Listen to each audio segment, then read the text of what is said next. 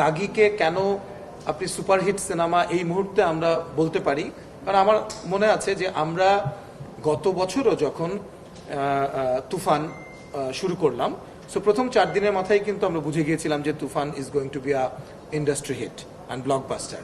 So আমরা দাগিরও প্রথম দিন, দ্বিতীয় এবং প্রথম দিন ঈদের দিন যখন আপনাদের সঙ্গে আমি কথা বলছিলাম, তখন আমি একটা কথা বলেছিলাম যে ঈদের দিন কিন্তু সবার হাউসফুল যায়। সো ওইটা কাউন্ট করলে হবে না। সো কনসিস্টেন্টলি কে টিকে থাকে সেটা ইম্পর্টেন্ট। আমরা চাই সব ছবি দর্শক দেখুক, কিন্তু সেটা তো আর হয় না। সো দর্শক যে ছবিটা গ্রহণ করে সেটাই তো দর্শক দেখে। এবং আপনারা দেখবেন যে এখন সব দিকেই কিন্তু, এবং বরবাদও অসম্ভব ভালো করছে।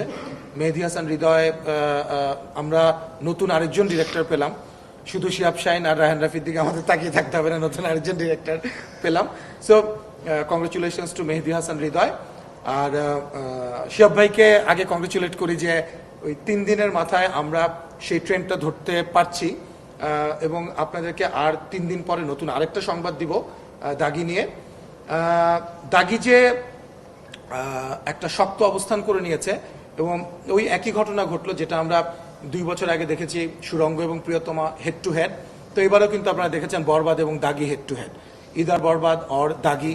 তো সেটাই আমাদের ভালো লাগার জায়গা যে দর্শকরা ভালো সিনেমা গ্রহণ করছে এবং ডেসপারেটলি টিকিট খুঁজছে যে কবে দেখতে চায়।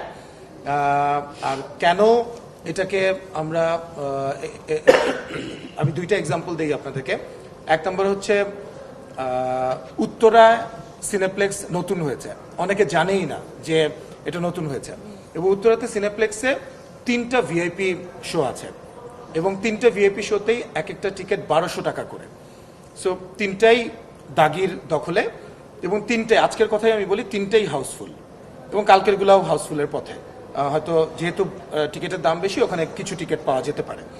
এবং অন্যান্য আউটলেট আপনারা যত দেখছেন, কোথাও কিন্তু টিকিট নাই।